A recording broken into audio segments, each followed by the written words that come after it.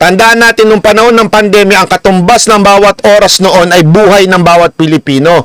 Kaya nagpapasalamat ako sa dating Pangulong Duterte sa kanyang political will at decisiveness to do what is right. What was legal and what was needed to save lives. Importante yun. What was right, what was legal, and what is needed. Importante yan. Tinutukan talaga ni Pangulong Duterte ang kapakanan ng mga ordinaryong Pilipino. Ginawa niyan dapat upang makaligtas ng buhay mula sa mga pulisiyang kinakailangan ipatupad mabilis na aksyon ng mga ahensya. I also thank my fellow legislator of 18 Congress for heeding the call for our fellow Filipinos during those extraordinary times. That is why we passed Republic Act number 11469 or the Bayanihan to Heal as One Act in order to give the government the necessary power, flexibility, and resources to overcome the unprecedented challenge posed by the pandemic. So sa madaling salita, Vanessa Magsaysay, salamat po. Sa madaling salita,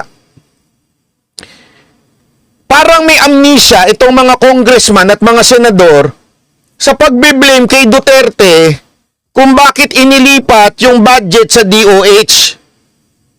Para atang may amnesia sila, sila naman po ang nagpasa nitong Republic Act number 11469 o yung Bayanihan to Heal as One Act. Ano ba nakasulat doon? Importante ho kasi ito para mas maintindihan ho natin. Sandali, papakita ko yung nakasulat ho dyan. Ito yung part na yon. Kinat ko na lang po. Ayan po, wait lang. Sandali, ang laki nito ha. Laki. Ayan, papakita ko lang sa inyo ha. Ito yung part na yon doon sa Bayanihan Act regarding procurement.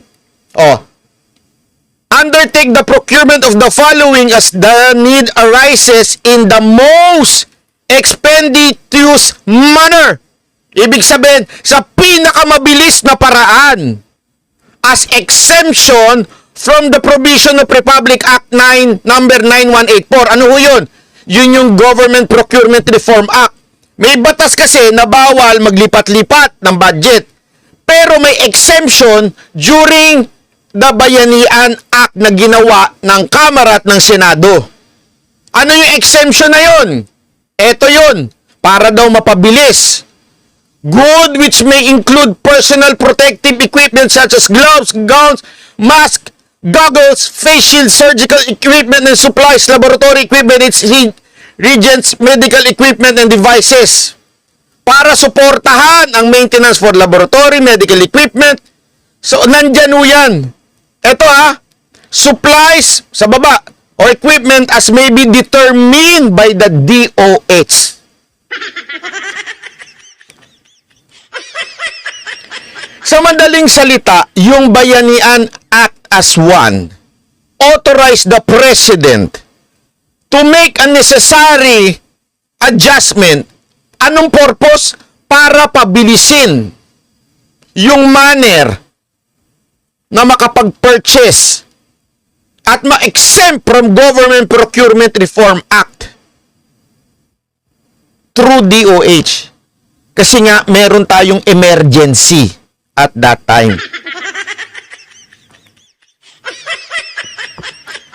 Kaya pinangtanggol ni Senator Bongo at pinaalala niya sa mga mambabatas, huy, may batas tayo na ginawa. Ano, nakalimutan nyo? Nagagalit kayo kay Mayor Guo nung nakakalimutan niya yung mga detalye ng buhay niya? That was long time ago. Eto, 2020 lang ho ito.